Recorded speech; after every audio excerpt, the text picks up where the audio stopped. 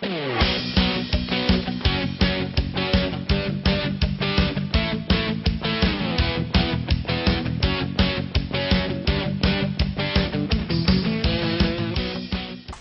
et bienvenue dans cette émission Parlons Santé.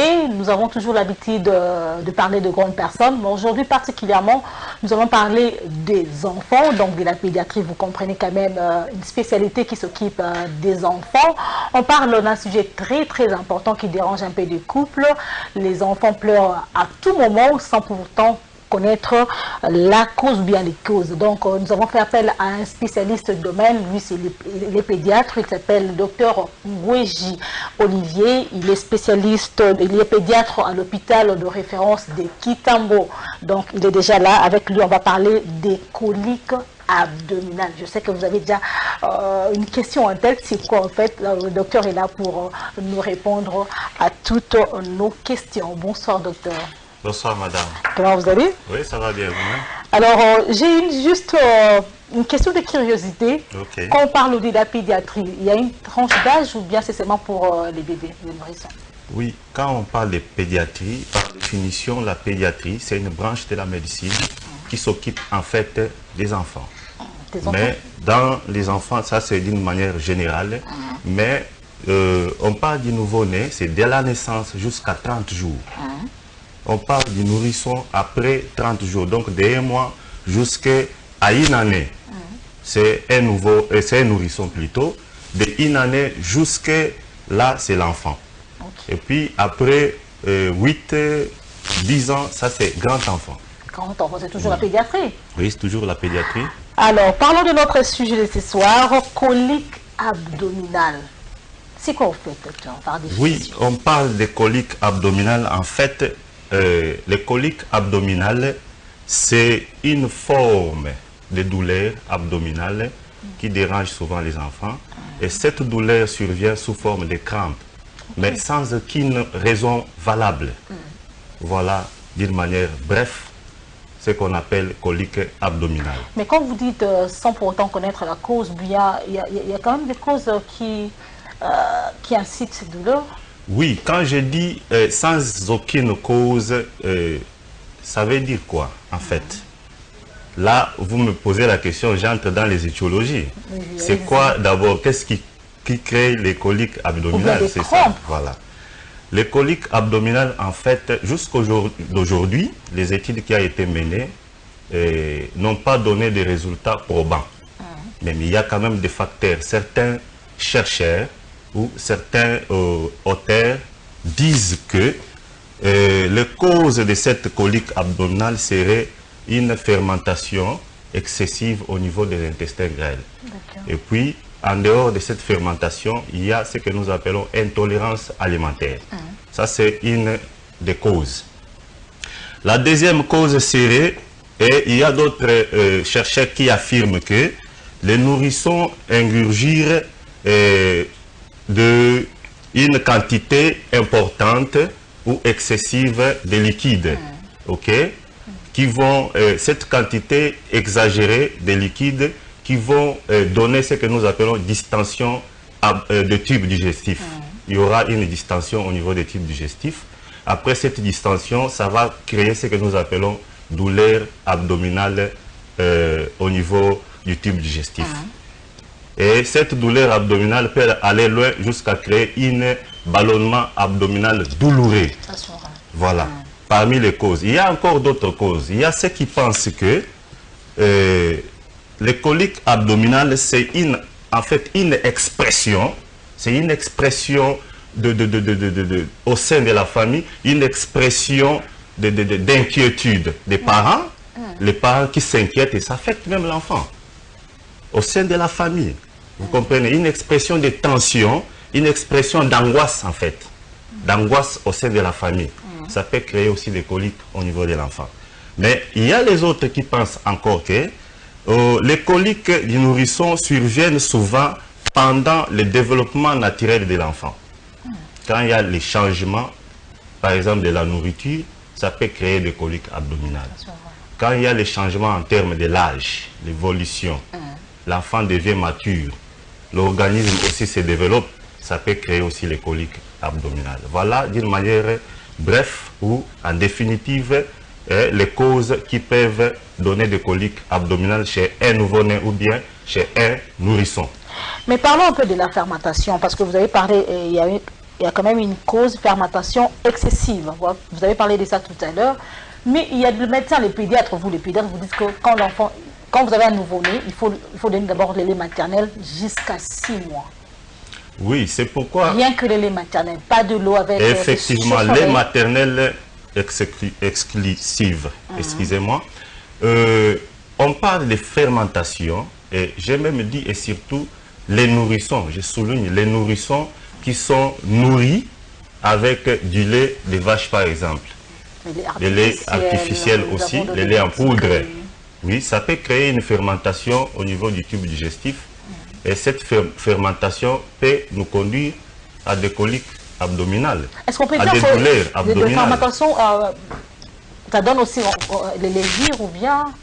Oui, ça peut arriver dans ces tableaux-là. Ça peut évoluer à donner aussi les lévires. Ça peut évoluer. Ça peut évoluer.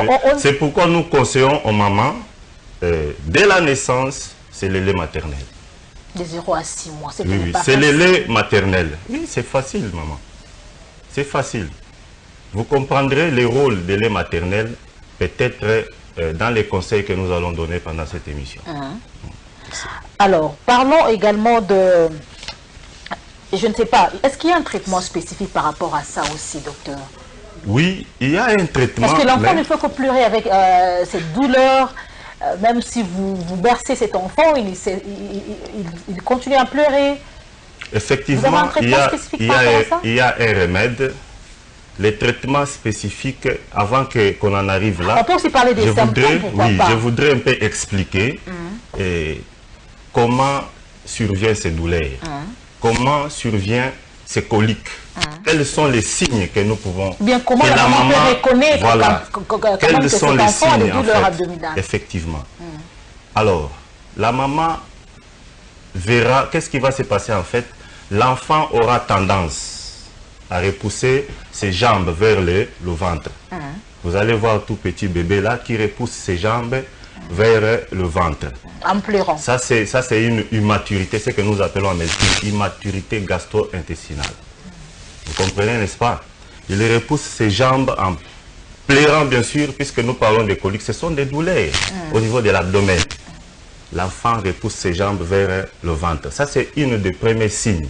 Les pleurs et ces signes, ces gestes que je viens d'élucider. Et en dehors de ça, vous verrez les rougeurs au niveau de la face. L'enfant devient tout rouge, puisqu'il pleure, puisqu'il a des douleurs. La face, ce que nous appelons faciès en médecine, le faciès change, devient tout rouge. Vous verrez encore une distension abdominale, voire même des contractions au niveau de l'abdomen. Mais c'est invisible, les contractions. Bien sûr, vous verrez l'enfant qui change, tout petit enfant là qui change toujours de position au lit, il n'est pas à l'aise en fait. Ça, ce sont des coliques abdominales. Et vous verrez très loin, il y a aussi les causes, en fait les signes liés à cette intolérance alimentaire. Quand il s'agit d'intolérance, vous verrez même une petite diarrhée, des vomissements aussi. Ok, vous verrez une petite diarrhée, l'enfant qui fait des diarrhées, qui fait des vomissements, c'est parmi les signes d'intolérance au lait artificiel ou bien lait de vache. Il y a quand même le refus aussi des tétés. Oui, voilà les signes, c'est parmi les signes. L'enfant peut refuser les tétés, oui. Le refus des tétés peut venir. C'est à ce moment-là que vous pouvez me poser la question de savoir quand est-ce qu'on peut voir le médecin. C'est ça aussi le problème, parce que l'enfant ne peut que pleurer toute la nuit. Quand est-ce que la maman peut consulter le médecin? Je sais que c'est une situation qui dérange beaucoup de mamans, qui dérange les parents en général. Quand est-ce que vous pouvez voir le médecin? Et quand vous allez remarquer qu'il y a une diarrhée exagérée, il y a des vomissements exagérés, accompagnés bien sûr avec des pleurs incessants, avec la fièvre, vous comprenez? Le refus de téter ou de manger, à ce moment-là, il faut consulter un médecin. Voilà les conseils que je peux donner. Mais pour ce qui concerne, vous m'avez posé la question de savoir s'il y a des remèdes ou pas. Pour ce qui concerne les remèdes, oui. Avant de parler des remèdes, docteur, il y a aussi un problème de l'automédication. Toutes les dames, en général, je parle, la majeure partie des femmes sont devenues des pédiatres à la maison. Non, non, ça vraiment... Quand l'enfant a de douleurs, il faut purger, il faut donner ceci. Ça, vraiment, j'ai des conseils en tant que médecin qui s'occupe des enfants, médecin pédiatre, j'ai des conseils. Quand vous remarquez sur votre bébé ou sur votre enfant quelque chose que vous ne maîtrisez pas bien, il faut consulter un médecin. Il faut consulter un médecin. Il ne faut pas donner les médicaments à la maison, je déconseille ça. On fait quoi? On transmet même l'ordonnance que le pédiatre a donnée à une autre. Non, ça c'est trop grave même. Puisque tous les enfants ou tous les malades ne présentent pas les mêmes symptômes. Chacun a ses propres problèmes. Chaque maman qui vient à l'hôpital ne vient pas avec les mêmes problèmes. Chacun a ses problèmes. Quand nous donnons l'ordonnance, c'est pour une pathologie bien spécifique. Et je reviens puisque nous parlons de coliques abdominales. Oui, nous parlons de coliques abdominales. Il y a aussi un petit problème que les mamans ont remarqué. On dit que quand l'enfant naît, il y a un problème des singas. Je crois que les mamans reconnaissent ces problèmes. On dit que l'enfant naît avec des singas, ça fait mal. Est-ce que c'est vrai, il y a des singas là? Donc, je ne sais pas comment on appelle ça en français, mais bon, on dit qu'il y a des singas là, il faut purger l'enfant. Les termes vulgaires de la cité, bon. Et à ce que je sache, non, ça ce sont des coliques abdominales en fait. Oui, ce sont des coliques abdominales. Aujourd'hui, ceux qui ne connaissent pas ça, ça s'appelle colique abdominale, qui est une douleur. Ça a une cause apparente, ça a une cause bien élucidée. Vous comprenez? Donc ce n'est pas une pathologie? Non, en fait ce n'est pas une pathologie, c'est une situation qui peut durer pendant 1 à 2 semaines. Et c'est passager. Voilà, c'est pourquoi je suis là pour vous expliquer quelles sont les méthodes pour atténuer cette douleur. Pour soulager votre enfant, qu'est-ce que vous pouvez faire? Est-ce qu'il y a un traitement spécifique pour ça? Bon, dire qu'un traitement spécifique, puisque c'est une pathologie, ce n'est pas une pathologie, c'est une situation passagère. Mais il y a quand même ce que nous donnons comme conseil, ce qu'il faut faire. La première des choses, c'est quoi? Il faut d'abord tamiser les lumières ou la lumière. Là où habite l'enfant, là où vous êtes, dans la chambre que vous avez mis votre bébé, cette chambre-là, vous devez revoir la lumière. Oui, vous devez revoir la lumière, puisque en cas de colique abdominale, la lumière, des fois, dérange les nouveau-nés ou les nourrissons. Donc, revoir la lumière, il ne faut pas exagérer avec des exemple, nous avons des ampoules. Oui, revoir aussi les ampoules. Il faut tenir compte. Moi, je préfère la lumière qu'on met à côté qu'une lumière venant de là. Comment on appelle les trucs là? Achetez même un abat-jour. Voilà, l'abat-jour. Vous mettez cette lumière-là, ça passe quand même. Ça passe. Les lumières exagérées, ça, c'est aussi un problème. Nous avons une deuxième situation. D'abord, il faut rassurer aux parents que les coliques, ce n'est pas une pathologie mortelle. Ce n'est pas une situation qui va tuer l'enfant. Vous comprenez? Il faut d'abord les rassurer. Ce n'est pas une situation, ce n'est pas un problème. Les parents peuvent s'en soucier, bien sûr, mais ça ne tue pas, en fait. Ça ne tue pas. Bon, les remèdes que je peux donner aujourd'hui, il faut bercer l'enfant. Vous prenez votre nouveau-né ou votre nourrisson. Vous avez quand même une position... Oui, vous le bercez. Bercer, ce n'est pas moi qui va vous montrer. Vous savez comment bercer l'enfant, les cajoler, les caresser, les mettre en sécurité. Donc, contact peau à peau. L'enfant ou le nouveau-né a besoin de se voir être sécurisé, en fait. C'est ce qui se passe. En dehors de ça, il y a aussi le massage. Il faut masser l'abdomen. Vous alitez votre enfant ou votre nourrisson ou nouveau-né, vous les massez. Pendant qu'il pleure. Oui, pendant qu'il pleure, vous massez les ventres, vous massez votre bébé, et ce message tout douce et circulaire. Vous pouvez aussi chanter. Oui, vous pouvez aussi chanter. Ce message circulaire, dans le sens des aiguilles. Vous voyez l'aiguille de montre. Comment ça... Comme ça là. Oui, vous massez tout doucement. Tout doucement. Avec une huile bien adaptée. Une huile bien adaptée. Par exemple, huile bien adaptée type amande. Amande douce. Vous connaissez ça, non? Oui. Amande douce. Vous massez calmement le ventre de votre bébé. En dehors de ça, nous avons aussi un conseil très important. Il faut allaiter. Allaiter l'enfant. Oui, vous l'allaitez. Et puis quand vous allaitez l'enfant ou le nouveau-né, il ne faut pas les changer subitement les seins. Mais les mamans le font, hein? Non, ça, il faut changer de l'autre côté. Ça, c'est une erreur. Je vais m'expliquer. Il faut l'allaiter avec les mêmes seins là, jusqu'à tel point. Puisque au début, les seins, le lait qui sort, c'est concentré. C'est trop sucré. C'est trop sucré. Et à la fin, il y a les seins gras. C'est un remède pour soigner le colique. Les seins gras qui sortent juste à la fin.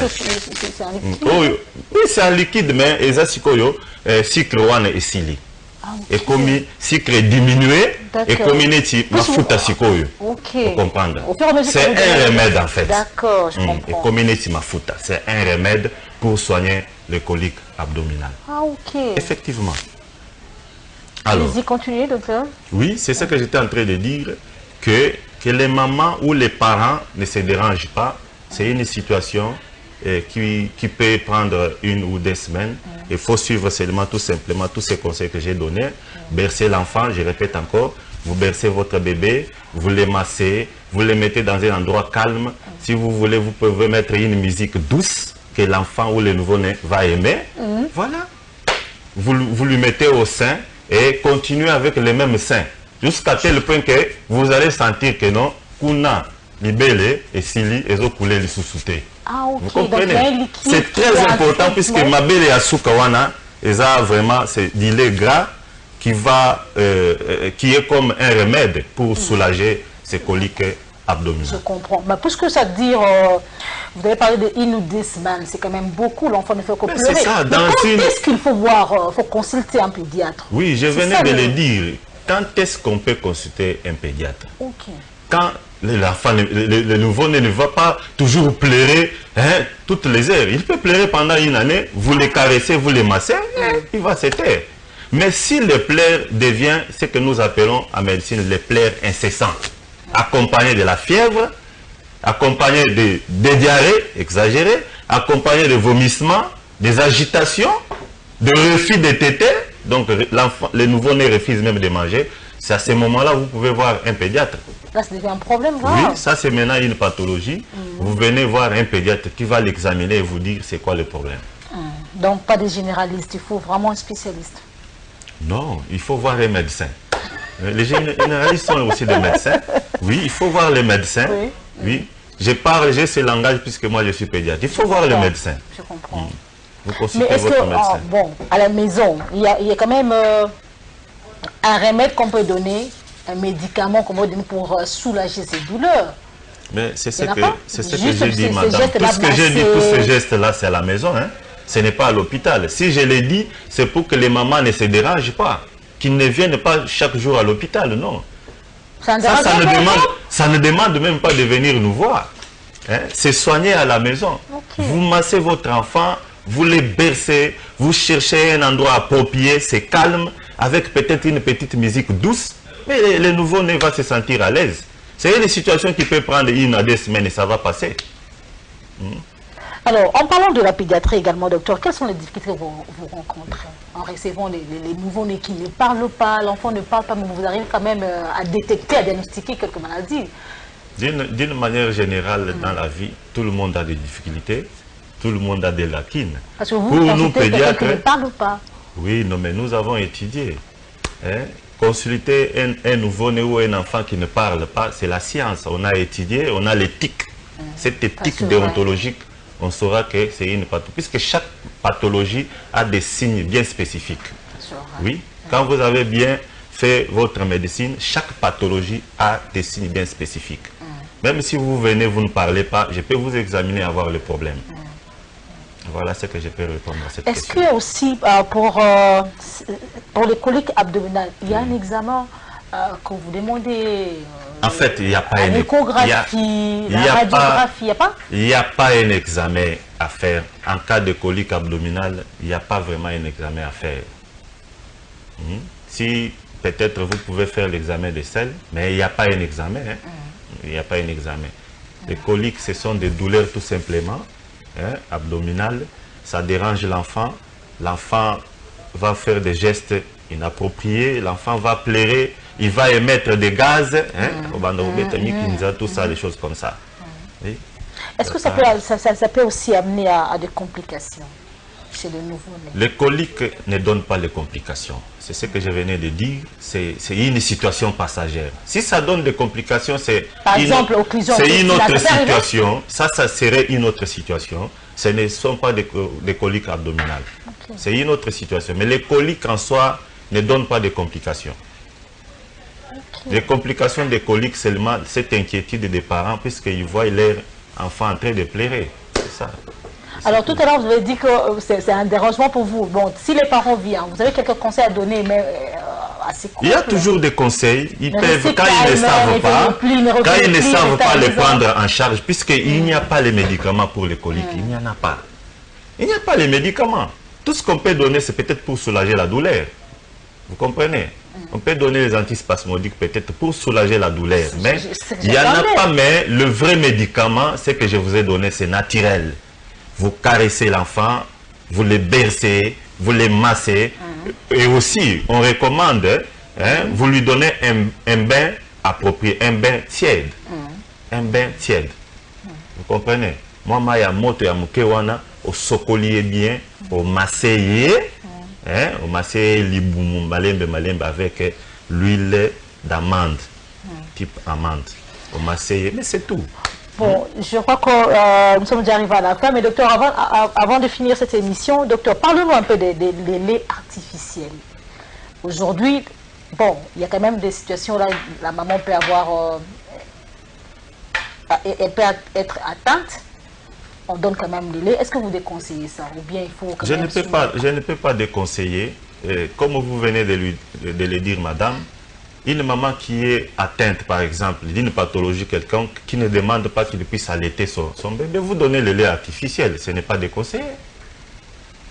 Ce n'est pas déconseillé.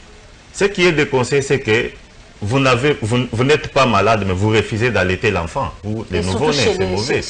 Puisque les laits, d'abord, le lait maternel est économique. Ça ne vous demande pas de dépenser. C'est trop économique. Ça, c'est vrai. En dehors de ça, le lait maternel protège. Il y a les anticorps qui protègent l'enfant contre plusieurs infections.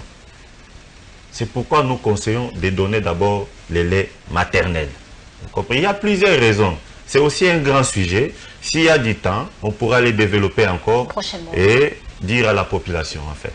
Alors, je rappelle qu'il est pédiatre à l'hôpital de référence de Kitambo. Il s'appelle le docteur Ngweji Olivier. Avec lui, nous parlons de coliques abdominales ou encore des douleurs abdominales. Docteur, nous sommes arrivés à la fin de cette émission. Merci, madame. Juste quelques conseils à toutes les femmes qui vous regardent, en tout cas, qui se dérangent pour ce problème. En tout cas, les bébés ne font que pleurer et les mamans ne savent pas qu'est-ce qu'il faut faire. Vous pouvez donner quelques conseils? Oui, les conseils, on les donne toujours.